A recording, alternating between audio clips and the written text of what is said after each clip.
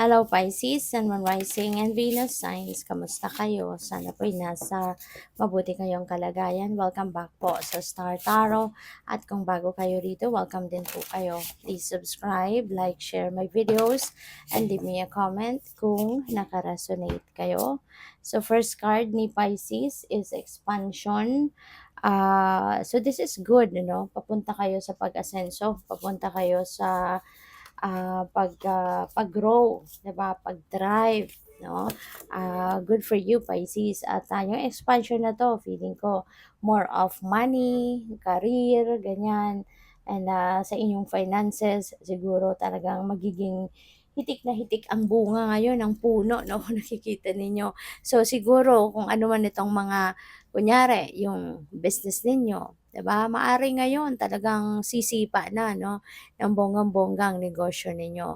Kung sa trabaho naman ito, maaari magkakaroon na kayo ng pay raise, magkakaroon na siguro kayo ngayon ng mga additional employee benefits, 'di ba? As in, paangat kayo. Maaring mapopromote kayo, no? Pwedeng ganun din ang ganap dyan for some of you. Kaya, napakaganda, napakaswerte ninyo at this time. Kasi ito na, kumbaga, yung sipag at tiyaga na ginawa ninyo sa area of life na ito ay ngayon magbubunga na.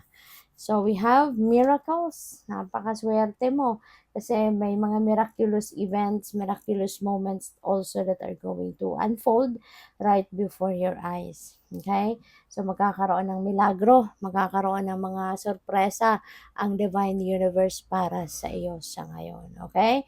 So kung ano man yan, that is going to be very promising, depende kasi pupuwedeng mga answered prayers mo ito, kaya napakasaya ninyo, okay? So what else? We have enlightenment and you will be also enlightened.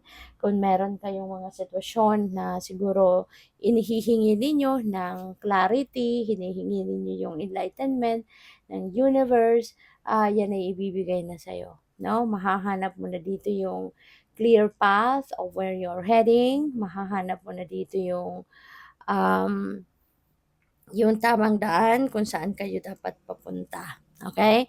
So you will be enlightened at this time kung ano man itong mga bagay na siguro nahihirapan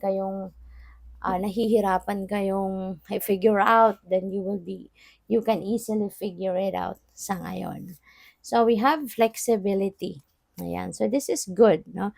This is good kasi maaari ng iba sa inyo is going to be flexible or baka dati na kayong ganon na flexible kayo, adaptable kayo. So kapag may ganyan din na quality kayo, napakaganda kasi yung parang marunong kayong sumabay sa agos ng buhay.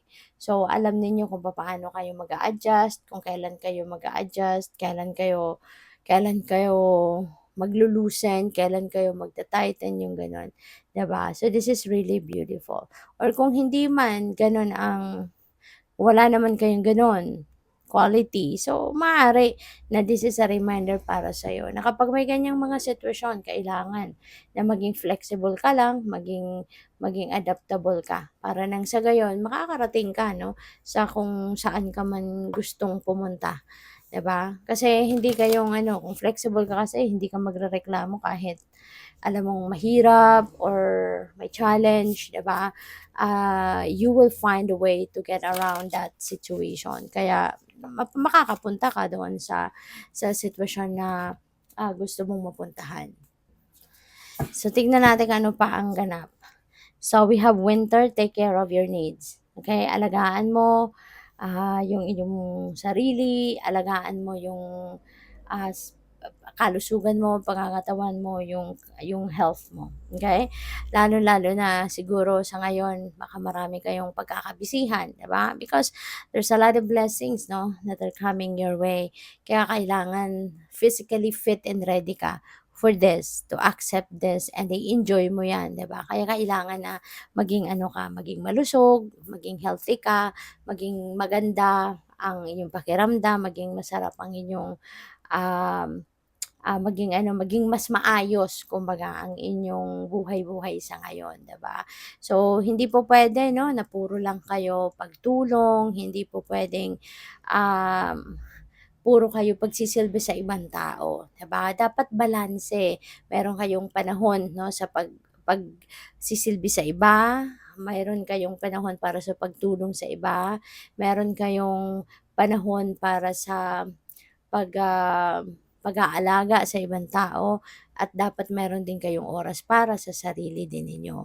Tsaka dapat 'no, kailangan talaga na alagaan din ninyo ang inyong sarili kasi even if, 'di ba, yung puso ninyo talagang you are of service to the people, you want to take care of other people, but how can you do that? How can you perform that, pag-aalaga at tulong sa iba kung kayo mismo drained na, kung kayo mismo pagod na, kung kayo mismo 'di ba, burnout na, 'di ba? Kaya kailangan, asikasuhin mo muna yung inyong sarili, okey? I-maintain ninyo ang inyong, magandang kalusugan para nang sa gayon you would have enough energy, 'di ba, na para magampanan mo kung ano man yung mga obligasyon, responsibilidad at kung ano man ang gusto mong gawing pagtulong sa iba, okay? So, while you are taking care of other people, make sure also that you are also going to take care of yourself. So we have mountains, stand your ground. Okay? Stand your ground, manindigan ka, panindigan mo kung ano sa tingin mo ang tama at dapat, ano yung patas, yung ganon. Okay? So do not allow other people to just step on your toes. Okay? Dapat yung patas lang. Iparamdam mo sa kanila, 'di ba? Kung ano yung sa tingin mo yung tama at hindi.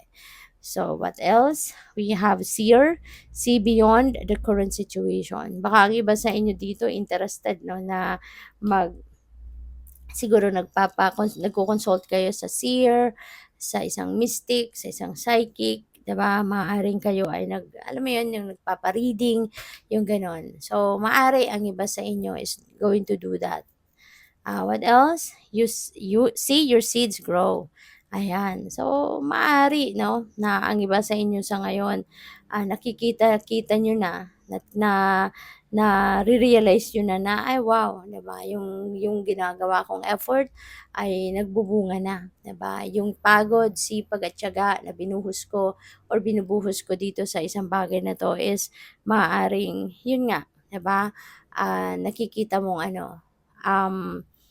nakikita mong naggo-grow, nakikita mong nagpo-prosper, nakikita mong nag, ah, nag-e-expand 'no, yung gano'n. So, what else? We have oracle, wait for important information. Okay, mag-antay ka daw para sa importanteng impormasyon and maaaring yung mga impormasyon na yan, no, for those of you, no, na you are consulting psychic or a mystic, na siguro yun yung mga impormasyon na dadating sa'yo. Maaari yun yung mga impormasyon na, alam mo yun, pwedeng maging gabay, no? Pwedeng maging gabay din ninyo sa kung ano man yung mga bagay dito na kunyari hinahanapan ninyo ng liwanag, no? So, good luck. Thank you for watching Love and Light. Namaste.